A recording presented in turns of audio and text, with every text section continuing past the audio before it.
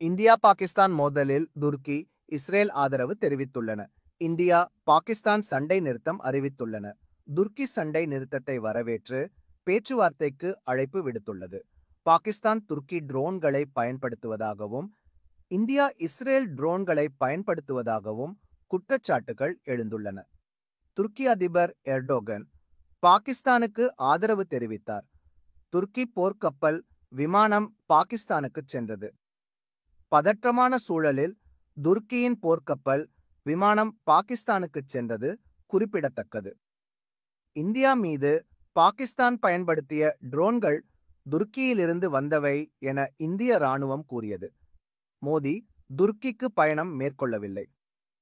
துருக்கி பாகிஸ்தானுக்கு ஆதரவளிப்பதற்கு காரணம் இஸ்லாமிய அடிப்படையிலான சித்தாந்த நெருக்கம், பனிப்போர் கூட்டணி, ஆழமான பாதுகாப்பு ஒத்துழைப்பு, தனிப்பட்ட உறவுகள் என தல்மிஸ் அகமது கூறினார்.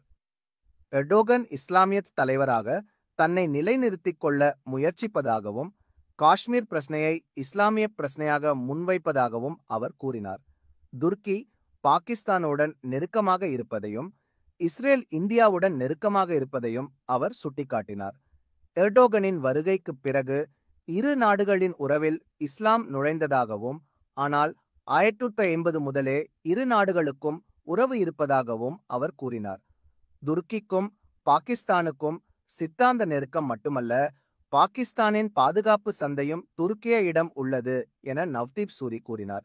இஸ்லாமிய நாடுகளிடையே தான் பாகிஸ்தானுடன் இருப்பதாக காட்ட துருக்கி முயல்வதாகவும், இஸ்லாமிய உலகிற்கு தலைமை ஏற்க துருக்கி முயல்வதாகவும் அவர் கூறினார். செப்டம்பர் 2023 எர்டோகன் G20 உச்சி மாநாட்டில் பங்கேற்க டெல்லி வந்தார். சவுதி அரேபியாவில் இஸ்லாமிய புனித தலங்கள் இருந்தாலும் ஒட்டோமான் பேரரசின் பாரம்பரியம் துருக்கியிடம் உள்ளது. இஸ்லாமிய ஒத்துழைப்பு அமைப்பில் சவுதி அரேபியா ஆதிக்கம் செலுத்துவதால் எர்டோகன் தனக்கென ஒரு அமைப்பை உருவாக்க முயன்றார்.